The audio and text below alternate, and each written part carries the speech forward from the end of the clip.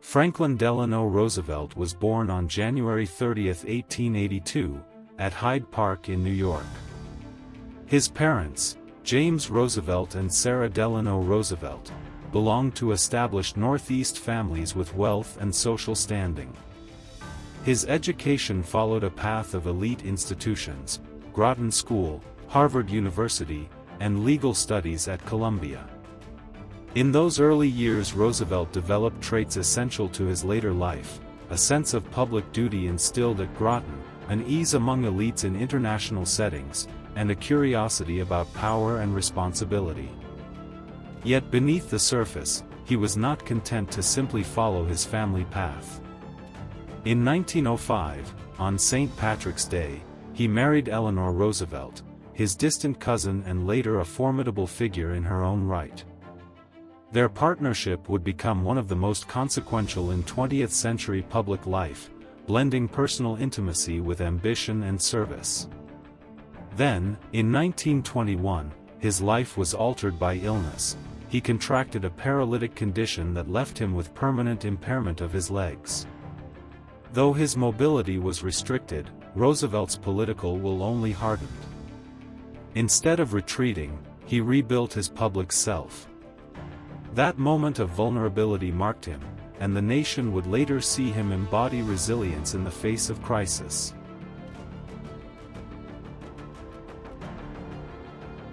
Roosevelt's early political career included terms in the New York State Senate and service as Assistant Secretary of the Navy during World War I.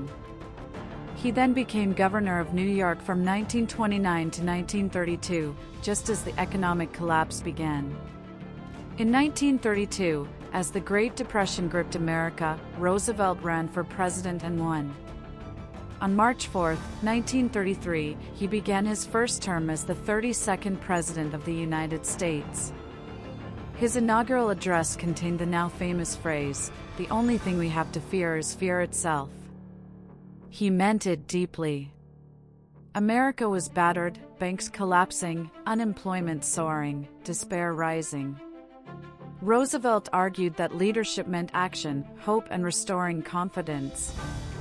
In his first 100 days, he moved boldly, declaring a national bank holiday, creating new federal agencies, and directing the federal government into tasks it had never undertaken. He called this suite of programs the New Deal, not simply recovery, but transformation. In 1935, he signed the Social Security Act, laying the groundwork for a national safety net for the elderly and unemployed. He brought in federal responsibility, redefined labor relations, and reshaped the role of government in American life. Meanwhile, FDR faced political opposition and constitutional pushback, most dramatically in his court reform proposal of 1937, the so-called court packing plan. Though his plan failed, it revealed his expansive view of presidential leadership.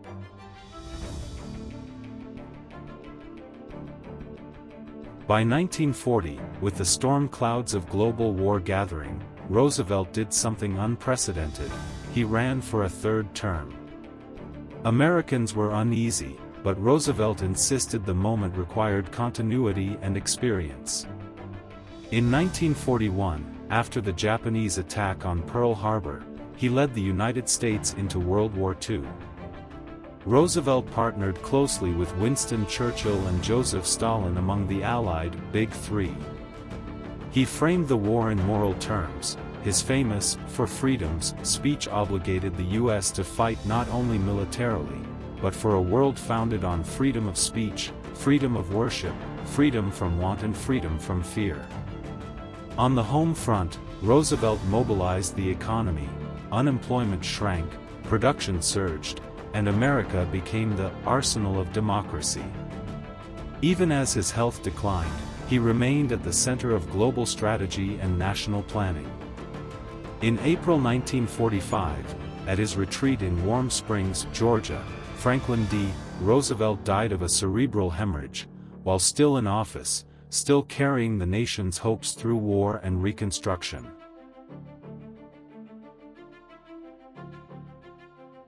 Roosevelt is the only U.S. president elected 4 times, a record that led to the ratification of the 22nd Amendment in 1951, which limited presidents to 2 elected terms.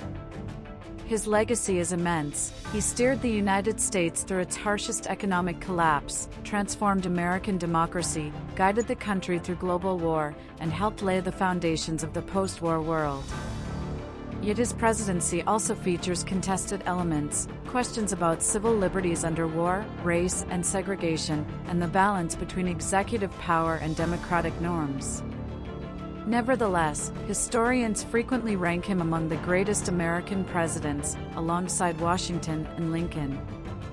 His ability to combine personal adversity, great crisis, and radical action remains compelling. He once said, "I ask you to judge me by the enemies I have made." Franklin Delano Roosevelt indeed made enemies, but he changed the odds for millions of Americans. He used his position not just to hold office, but to hold hope.